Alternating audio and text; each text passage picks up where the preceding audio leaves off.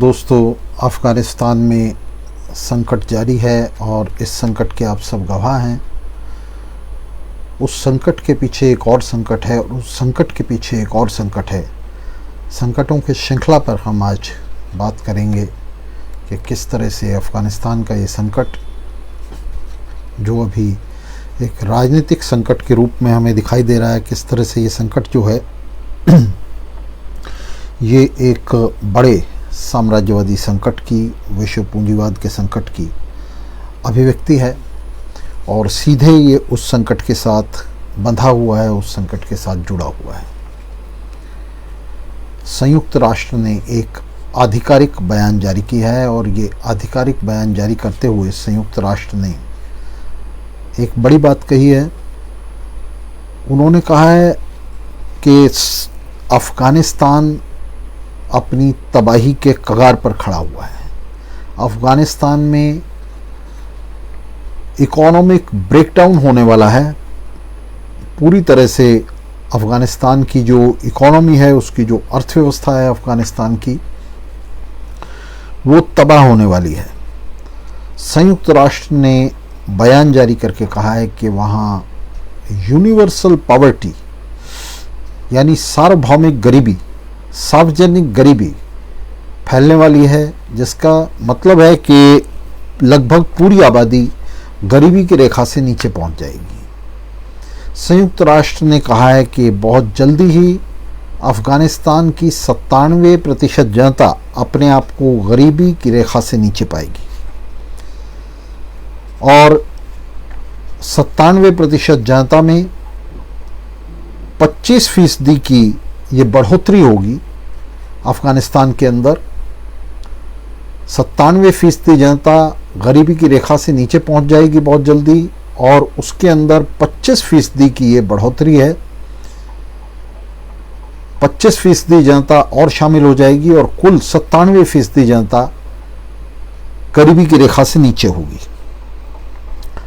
इसके जो कारण संयुक्त राष्ट्र ने गिनाए हैं वो कोविड है, कोविड महामारी। उसने अफ़गानिस्तान को तबाह किया है और निश्चित रूप से पूरी दुनिया को तबाह किया है, अफ़गानिस्तान को भी तबाह किया है। अफ़गानिस्तान में चल रहे सूखे की स्थिति, वहाँ ड्राउट की स्थिति बनी हुई है, सूखे की स्थिति बनी हुई है। पूरे अफ़गानिस्तान में सूखा पड़ा हुआ है। और तीसरा कारण है राजनीतिक अस्थिरता। वहाँ लंबे समय से राजनीतिक अस्थिरता की स्थिति आज नहीं है, वहाँ लंबे समय से बनी हुई है अफ़गानिस्तान के अंदर। और इस राजनीतिक अस्थिरता ने अफ़गानिस्तान की इकोनॉमी को, वहाँ की अर्थव्यवस्था को पूरी तरह से तबाह कर दिया है।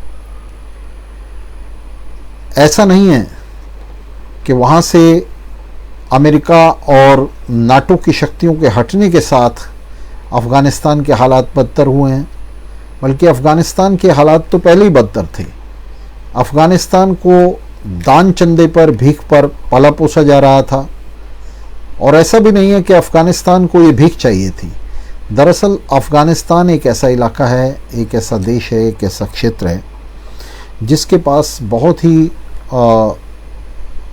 वो साधन संपन्न है। उसके पास प्राकृतिक संसाधन जो हैं और मानव संसाधन भी उसके पास प्रचुर हैं, प्रचुरता में हैं।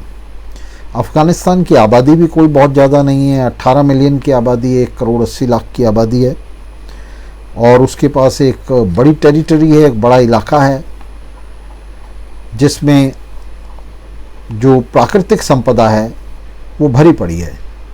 अफ़गानिस्तान के पास बहुत बड़ी मात्रा में सूखे मेवे हैं जो दुनिया में बहुत ऊंचे दाम पर बिक सकते हैं।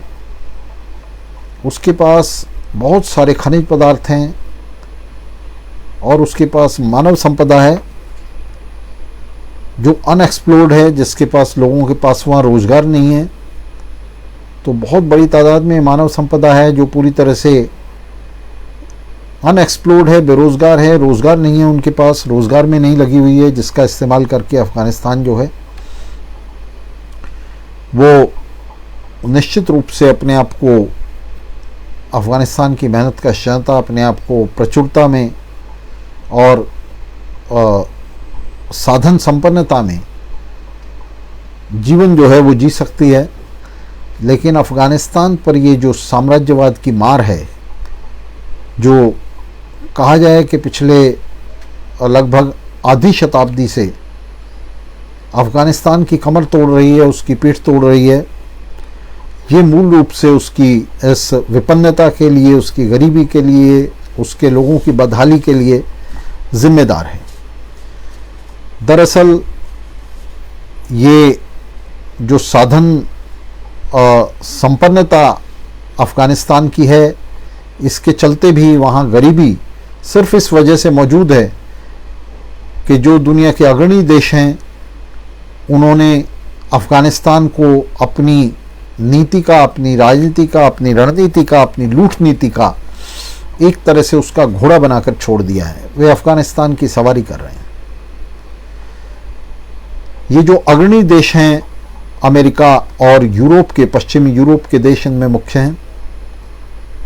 ये देश अपने संकट को हल करने के लिए, इनका जो अपना संकट है, जो इनकी सीमाओं के भीतर पूंजीवाद के ऑपरेशन से, पूंजीवाद के चलने से, पूंजीवादी ढांचे के कायम रहने से पैदा हो रहा है, जिसमें ये अपने बूते, ये देश जो हैं अपने बूते, अपनी सीमाओं के अंदर रहकर ये अपनी जनता की आवश्यकताएं, उसकी ज़रूरतें पूरी नहीं कर सकते। पूंजीवाद को अगर ये अपने देशों की सीमाओं के भीतर लागू करना चाहें तो वो पूंजीवाद इस कदर सैचुरेट हो चुका है, इस कदर उसका जो है वो गले तक भर चुका है, उसका घड़ा पूरी तरह से भर चुका है कि अब ये अपने देश की सीमाओं के अंदर जनता को कुछ नहीं दे सकते। इसलिए अपने इस संकट को हल करने के लिए अपने देशों के अंदर पूंजीवाद का ये जो विकास रुक गया है, उन्नत देशों के अंदर, पूंजीवादी रूप से उन्नत देशों के अंदर, उस रुके हुए विकास को नकली तौर पर आर्टिफिशियली उसे गति देने के लिए ये दुनिया भर में मारामारी करते हैं। दुनिया भर में मंडियों की लूट के लिए, प्राकृतिक संसाधनों की लूट के लिए, मानव संसाधनों की लूट के लिए पूरी दुनिया के अंदर ये युद्ध बांटते हैं, देशों पर कब्जा करते हैं, उन्हें मजबूर करते हैं कि वो इनकी शर्तों को मानें, इनके नियंत्रण में रहें, इनके कहने से चलें, अपने प्राकृतिक संसाधन इनके हवाले कर दें, अपने मानवीय संसाधनों को इनकी लूट का स्रोत बनने दें।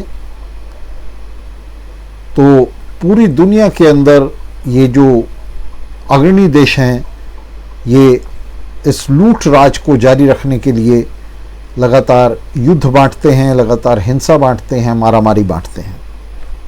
अफ़गानिस्तान इनकी इसी नीति का शिकार रहा है और अफ़गानिस्तान को इन लोगों ने पूरी तरह से निचोड़कर उसे खाली कर दिया है। अब संयुक्त राष्ट्र कह रहा है कि अफ़गानिस्तान तबाही के कगार पर खड़ा हुआ है और इसके बावजूद कि वो तबाही के कगार पर खड़ा हुआ है, संयुक्त राष्ट्र बयान जारी कर रहा है, इसके बावजूद जो $9 बिलियन के फॉरेन रिजर्व हैं अफ़गानिस्तान के, उन्हें सील कर दिया गया, उन्हें बंद कर दिया है। अमेरिका और नाटो के देशों ने मिलकर $9 बिलियन के अफ़गानिस्तान के रिज़र्व को बंद कर दिया है, सील कर दिया है। और ये देश उपदेश झाड़ रहे हैं अफ़गानिस्तान के लिए कि अफ़गानिस्तान को अगर मदद चाहिए, उसे अगर सहायता चाहिए, तो उसे इस सहायता को हासिल करने के काबिल बनना होगा। इस किस्म के बयान दे रहे हैं, जिसका मतलब है कि उसकी संपदा को, उसके संसाधनों को लूटकर उसे ही भिखारी बना दिया है। उसे ही ये उपदेश दिए जा रहे हैं कि वो भीख मांगे दुनिया से। और अफ़गानिस्तान के पास आज इस भीख के सिवा और कोई रास्ता नहीं रह गया है।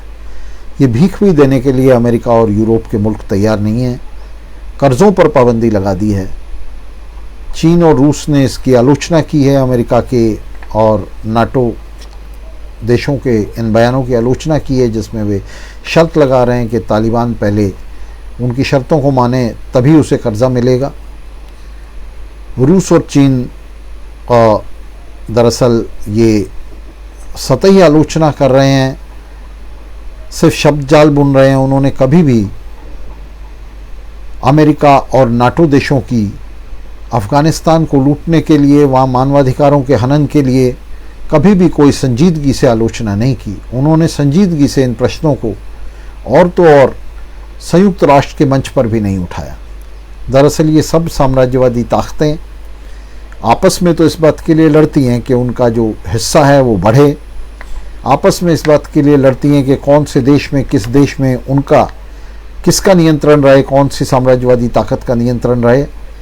लेकिन इन तमाम देशों को, जो पिछड़े पूंजीवादी देश हैं, इन्हें लूटने के लिए ये सभी ताकतें पूरी तरह से इस लूट को सैंक्शन करती हैं और इसे लूटने के लिए वे तैयार रहती हैं, और यहाँ इस हद तक तैयार रहती हैं कि उसे मिलकर भी लूटा जाए तो वे लूटना चाहती हैं।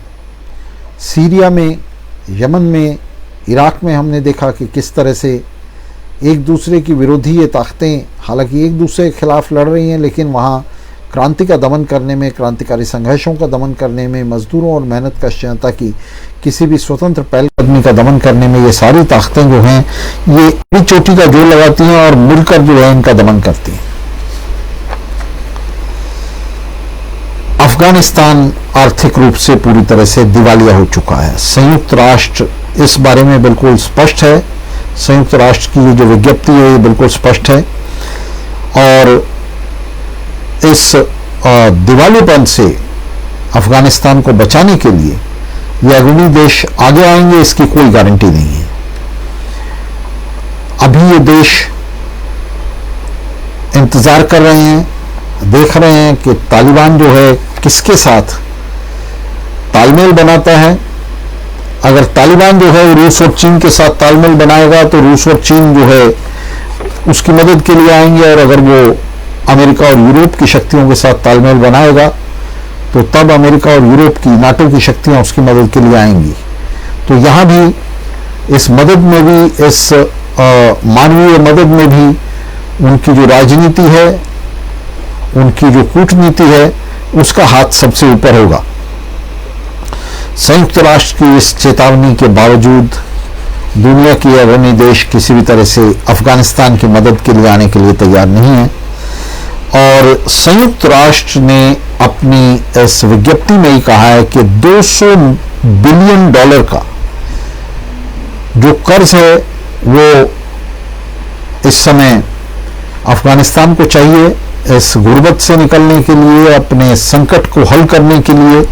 लेकिन ये बिल्कुल नहीं लगता कि ये किसी भी तरह से इस मदद को देने के लिए ये देश तैयार आएंगे। ऊंट के मुंह में जीरा डालने के लिए अफगानिस्तान को $31 मिलियन की मदद जो है वो चीन ने ऑफर की है। चीन ने कहा है कि हम ये मदद देने के लिए तैयार हैं।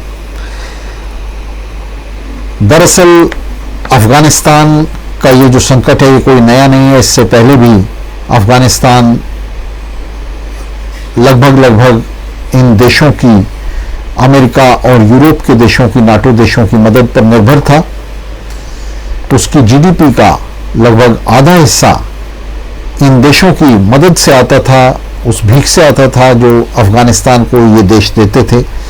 और इस भीख को देने के लिए वे अपनी जेब से कुछ नहीं दे रहे थे अफगानिस्तान को, अफगानिस्तान की ज़बरदस्त लूट कर रहे थे। अफगानिस्तान का जो अफगानिस्तान की अर्थव्यवस्था है उसे दिवालिया बनाने में इन देशों का हाथ था। और अफगानिस्तान के अंदर विकास के नाम पर इन देशों ने कॉन्ट्रैक्ट्स बांट दिए थे, ठेके बांट दिए थे, जिसमें आप जानते हैं कि भारत सरकार का भी बहुत बड़ा इन्वेस्टमेंट था। और इन इन्वेस्टमेंट्स के जरिए, इन निवेशों के जरिए ये तमाम सरकारें, ये तमाम पूंजीवादी देश एक तरह से अफगानिस्तान की जो उसका सकल घरेलू उत्पाद था उसे इन्होंने आपस में बांट लिया था, उसे लूट रहे थे। अग्रणी पूंजीवादी देशों ने लंबे समय से अपना जो संकट है उसे पिछड़े पूंजीवादी देशों पर पिछड़े हुए देशों पर लादने का एक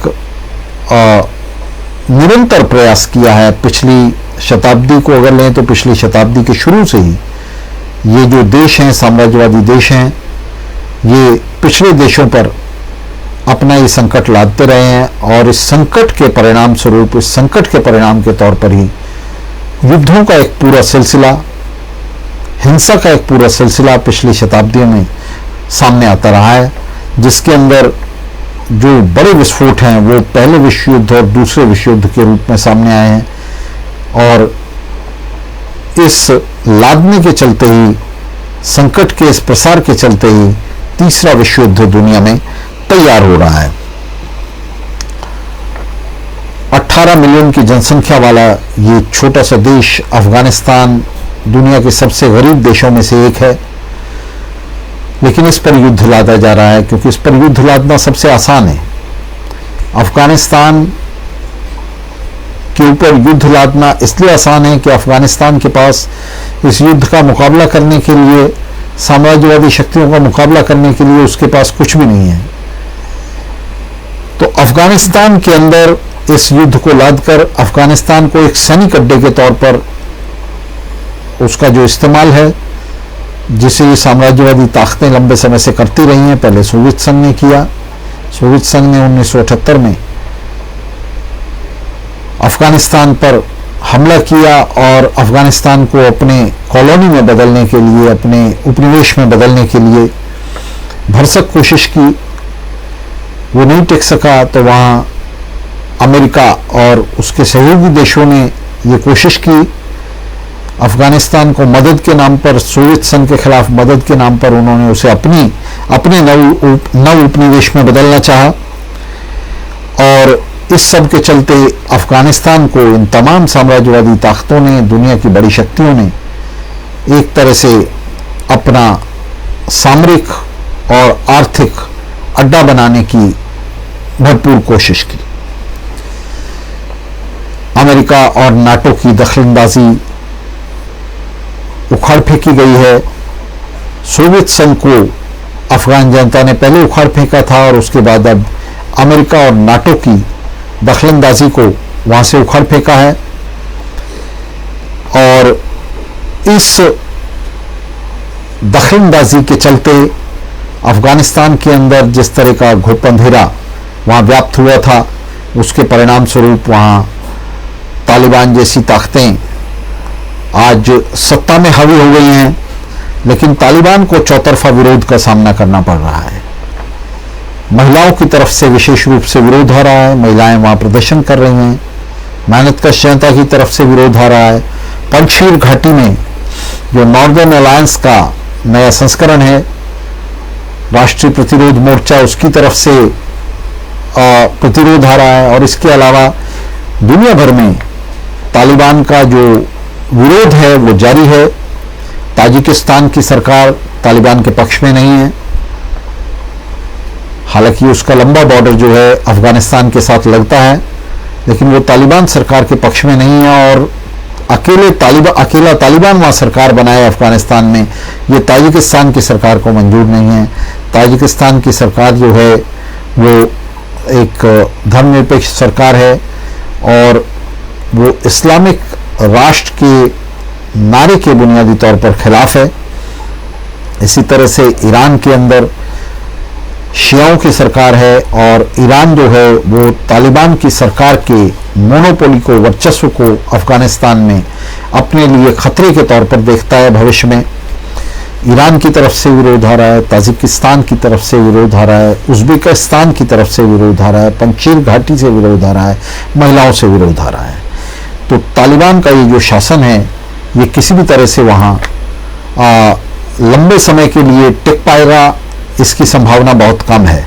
और जिस तरह का आर्थिक संकट आ रहा है उसमें तालिबान के पास इस बात के सिवा और कोई चारा नहीं है कि वो रूस और चीन जैसी जो बड़ी शक्तियां हैं, साम्राज्यवादी शक्तियां हैं, या तो उनके शिविर में जाए या फिर अमेरिका और नाटो के साथ समझौता करके उनके शिविर में जाए और उनसे आर्थिक मदद ले। इस आइसोलेशन के चलते, जिस तरह का आइसोलेशन इस समय तालिबान सरकार के ऊपर लादने की अमेरिका और यूरोपीय शक्तियां कोशिश कर रही हैं, और जिस तरह की आर्थिक स्थिति इस समय अफगानिस्तान की बनी हुई है, उसके चलते अफगानिस्तान निश्चित रूप से एक बार फिर अफीम की खेती पर और अफीम की तस्करी पर निर्भर करेगा।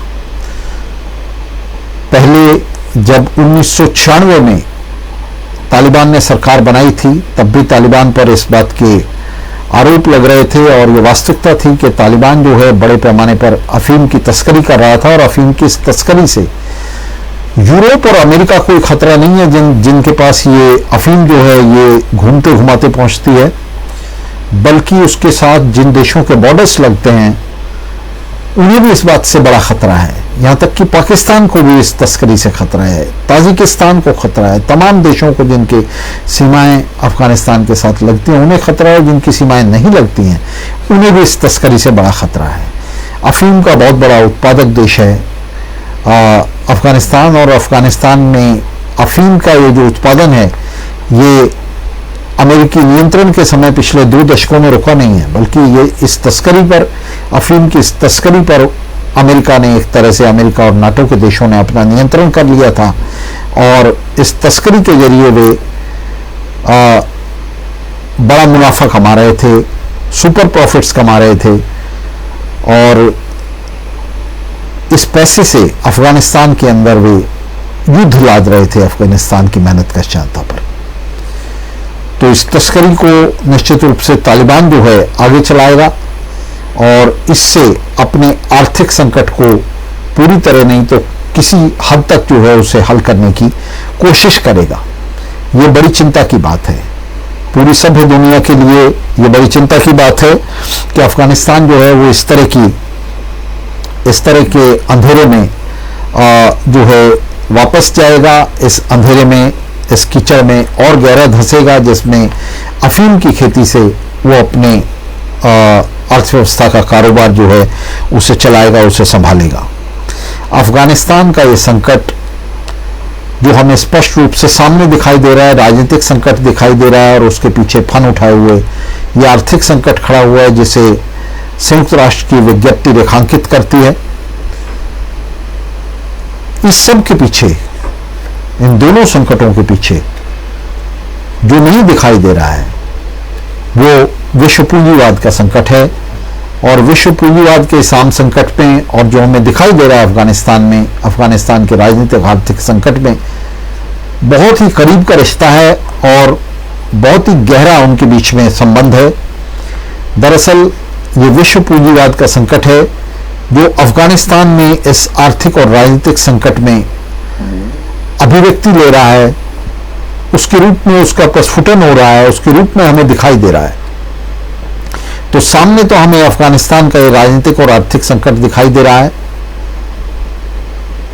लेकिन इसके पीछे विश्व पूंजीवाद का ये संकट, जिसके चलते अमेरिका और यूरोप के देश मजबूर हो रहे हैं, बाध्य हो रहे हैं कि वे दुनिया के ऊपर नियंत्रण करें, दुनिया की संपदा के ऊपर नियंत्रण करें, और उस संपदा से, उसकी लूट से अपने संकट को हल करें।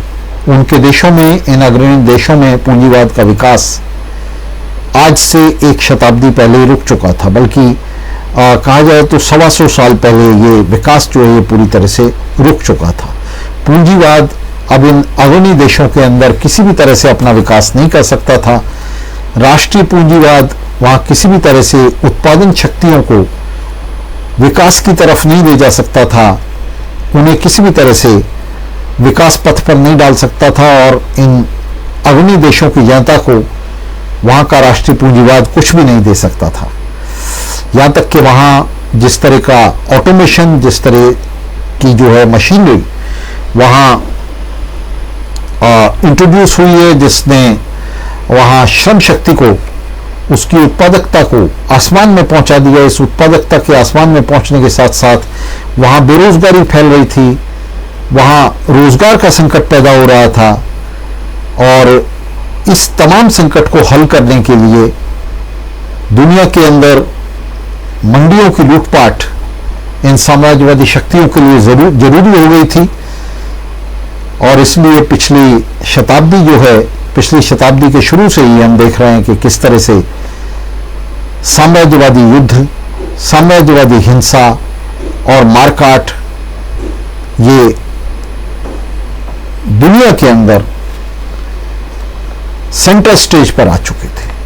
पूरी दुनिया के अंदर अगर पिछली शताब्दी की हम बात करें तो साम्राज्यवाद ने अगर कुछ बांटा है तो ये हिंसा, रक्तपात, लूटपाट, मारकाट और युद्ध बांटा है। तो जैसे जैसे इस संकट को, अपने आंतरिक संकट को हल करने के लिए साम्राज्यवादी शक्तियां प्रयास करती हैं, और इस प्रयास का मतलब ही युद्ध है। युद्ध के सिवा उनके पास और कोई रास्ता नहीं है अपने इस संकट को पिछड़े हुए देशों पर लादने का। पिछड़े हुए देशों पर अगर इस संकट को लादा जाना है, अगर इस संकट से उन्हें मुक्ति पानी है, तो इसका एक ही रास्ता है कि इसे पिछड़े हुए देशों पर ला दें, बाकी दुनिया पर, शेष दुनिया पर ला दें, गरीब दुनिया पर ला दें। और इस लादने के लिए उन्हें युद्ध करना होगा, इस लादने के लिए उन्हें हिंसा का सहारा लेना होगा, इस लादने के लिए उन्हें गरीब देशों को, पिछड़े हुए देशों को अपने नियंत्रण में लेना होगा, और इसका रास्ता है युद्ध। तो ये साम्राज्यवादी देश ये युद्ध बांट रहे हैं, और इसलिए अफगानिस्तान का जो मौजूदा संकट है वो वास्तव में साम्राज्यवाद का संकट है, और साम्राज्यवाद का संकट है, इसलिए साम्राज्यवाद को नष्ट किए बिना अफगानिस्तान के संकट को हल नहीं किया जा सकता। तालिबान जिस सीमित आधार पर इस संकट को हल करना चाहता है, अफीम को बेचकर, अफीम की तस्करी करके, या रूस चीन से पैसा लेकर, उनसे उधार लेकर, कर्जे लेकर, इस सीमित आधार पर अफगानिस्तान का संकट हल नहीं हो सकता।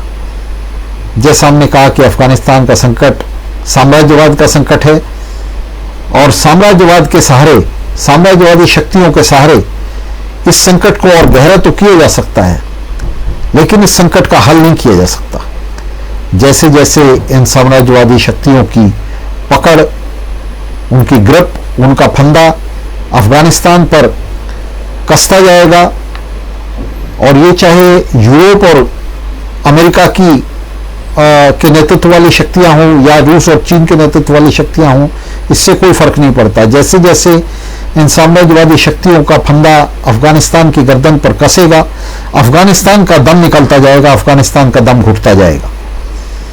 और इसलिए हम दावे के साथ ये कह सकते हैं कि अफगानिस्तान के संकट का हल किसी भी तरह से अफगानिस्तान की सीमाओं के अंदर नहीं खोजा जा सकता, और इसलिए तालिबान के तमाम दावे, तमाम प्रयास बहुत ही जल्दी विफल होंगे। अफगानिस्तान के संकट का हल, अफगानिस्तान के इस पिछड़ेपन का, उसकी गुर्बत का, उसके अंदर कलह का, उसके अंदर इस मारामारी का, उसके अंदर इस खाना बदोशी का हल सिर्फ एक है, और वो है अफगानिस्तान का विकास। और अफगानिस्तान का ये विकास किसी भी तरह से साम्राज्यवाद के फंदे के अंदर नहीं हो सकता। अफगानिस्तान का ये विकास सिर्फ उस खुली हवा में हो सकता है जो उसे समाजवाद दे सकता है, और उसका सिर्फ एक रास्ता है, उसका रास्ता है पूरे यूरेशिया के अंदर, यूरोप और एशिया के अंदर, पश्चिमी एशिया के अंदर, दक्षिण एशिया के अंदर, मध्य एशिया के अंदर समाजवादी संघ की स्थापना। बिना इन समाजवादी संघों को स्थापित किए और बिना इन समाजवादी संघों का एक संघ बनाए, इनका महासंघ बनाए, अफगानिस्तान की मुक्ति संभव नहीं है। हमने पिछले 50 सालों में देखा है, अफगानिस्तान की मुक्ति का दावा करने वाला सोवियत संघ, उसने अफगानिस्तान के गले में फंदा डाल दिया, और उसके बाद अफगानिस्तान को सोवियत संघ की जकड़बंदी से छुड़ाने, उसे आज़ाद कराने का दावा करने वाले अमेरिका और यूरोप, ये महाशक्तियां, इन्होंने अफगानिस्तान को और भी बुरी तरह लूटा, उसे और भी बुरी तरह अपनी लूट का शिकार बनाया। तो अफगानिस्तान किसी भी तरह से न तो अपने सहारे, न तो अफीम की खेती के सहारे, न तो इस नशे की तस्करी के सहारे, और न ही साम्राज्यवादी ताकतों से मदद के सहारे किसी भी तरह से वहां मेहनत का जनता को कुछ दे सकता है। अफगानिस्तान का ये संकट अलंघ्य संकट है। जिस तरह से विश्व पूंजीवाद का संकट अलंघ्य संकट है, उसी तरह से अफगानिस्तान का संकट अलंघ्य संकट है। विश्व पूंजीवाद और साम्राज्यवादी ताकतें अपने अपने संकट को दुनिया भर में फैला तो सकती हैं, लेकिन उसे हल नहीं कर सकती। और इस फैलाने का भी अंत आ चुका है। अफगानिस्तान के अंदर से जिस तरह से उन्हें खदेड़ा गया है, जिस तरह से उन्हें वहाँ से शर्मसार करके वहाँ से उखाड़ कर फेंका गया है, उसने बता दिया है कि अब साम्राज्यवादी ताकतें दुनिया में अपने संकट का प्रसार नहीं कर सकेंगी, इस संकट को नहीं बांट सकेंगी। तो ना वे अपनी सीमाओं में इसे हल कर सकेंगी और ना सीमाओं के बाहर अब इसे हल कर सकेंगी। इसी तरह से तालिबान सरकार, इस्लामिक सरकार, वो कितना भी बेवकूफ़ बनाए अपनी मेहनत का जनता को, कितना भी इस्लाम और कुरान का नाम ले, इस्लाम और कुरान अफगानिस्तान का संकट हल नहीं कर सकते। वे पिछड़ी जनता को बेवकूफ़ बनाने का साधन तो हो सकते हैं, वे धार्मिक पूर्णपंथ को बढ़ावा देने का साधन तो हो सकते हैं, लेकिन वे किसी भी तरह से अफगानिस्तान का संकट हल नहीं कर सकते। अफगानिस्तान को विकास के रास्ते पर वे नहीं डाल सकते, अफगानिस्तान को आधुनिक विकास नहीं दे सकते। और अफगानिस्तान की मेहनत का जनता को अगर किसी चीज़ की ज़रूरत है तो वो आधुनिक विकास की ज़रूरत है। पूंजीवाद का ढांचा उसे ये आधुनिक विकास नहीं दे सकता। वो सिर्फ अफगानिस्तान को साम्राज्यवादी शक्तियों के हाथ लुटवा सकता है, उसके शोषण का स्रोत बन सकता है। वो किसी भी तरह से अफगानिस्तान को विकास नहीं दे सकता। अफगानिस्तान का विकास सिर्फ समाजवादी विकास हो सकता है। और समाजवाद के नाम पर अफगानिस्तान को जो कुछ सोवियत संघ ने बांटा, स्टालिनवादियों ने बांटा, स्टालिनवादी सोवियत संघ ने बांटा, स्टालिनवादी ब्यूरोक्रेसी ने बांटा, क्रेमलिन की राष्ट्रवादी ब्यूरोक्रेसी ने बांटा, वो सिर्फ क्रेमलिन के, सोवियत संघ के राष्ट्रवादी हितों को आगे बढ़ा रहा था। वो किसी भी तरह से अफगानिस्तान की जनता को समाजवादी संगठन नहीं दे रहा था, समाजवादी खुली हवा नहीं दे रहा था। ये समाजवाद नहीं था जिसे सोवियत संघ वहां लेकर पहुंचा था 1978 में। ये ब्यूरोक्रेसी के, सोवियत ब्यूरोक्रेसी के अपने हित थे, संकीर्ण हित थे, जिन्होंने न सिर्फ अफगानिस्तान की धज्जी उड़ा दी बल्कि समाजवाद के सुर्ख बैनर की भी धज्जी उड़ा दी। समाजवाद के नाम पर सोवियत संघ ने अफगानिस्तान की जनता को हिंसा दी, मारामारी दी, लूट दी, शोषण दिया। ये समाजवाद नहीं था, ये स्टालिनवाद था। स्टालिनवादियों ने दुनिया भर में समाजवाद का बड़ा अहित किया है, क्रांति का बड़ा अहित किया है, सरवारा का बहुत अहित किया है। और अफगानिस्तान जो है वो उसकी एक शो विंडो है। किस तरह से इन स्टालिनवादियों ने नुकसान पहुंचाया है उसकी शो विंडो है। और इस नुकसान के चलते ही अफगानिस्तान के अंदर आज उपनिवेशवाद विरोधी आंदोलन की जो लगाम है वो वहां क्रांतिकारी शक्तियों के हाथ में न जाकर वहां तालिबान और दूसरी काली ताकतों के हाथ में चली गई है, प्रतिक्रियावादी ताकतों के हाथ में चली गई है। तो इस सब के चलते आज दुनिया की मेहनतकश जनता के सामने और उनकी अग्रणी शक्ति दुनिया के सरवारा के सामने, दुनिया के मजदूर वर्ग के सामने ये चुनौती है, ये चैलेंज है कि वो अफगानिस्तान के अंदर और अफगानिस्तान के बाहर इन काली ताकतों का मुकाबला करे, साम्राज्यवादी शक्तियों का मुकाबला करे, साम्राज्यवादी शक्तियों को एक तरफ करे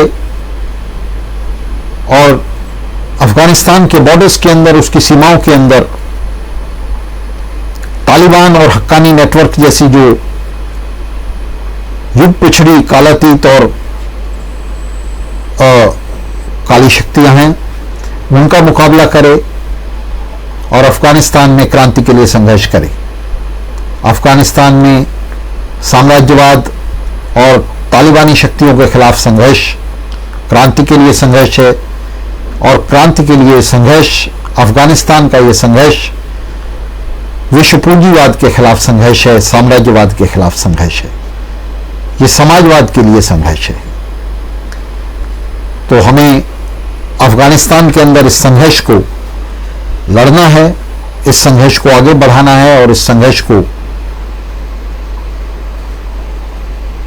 पूरी यूरेशिया के अंदर, पूरे मध्य एशिया के अंदर, दक्षिण एशिया के अंदर, पश्चिम एशिया के अंदर समाजवादी संघों की स्थापना के संघर्ष के साथ इसे जोड़ना है।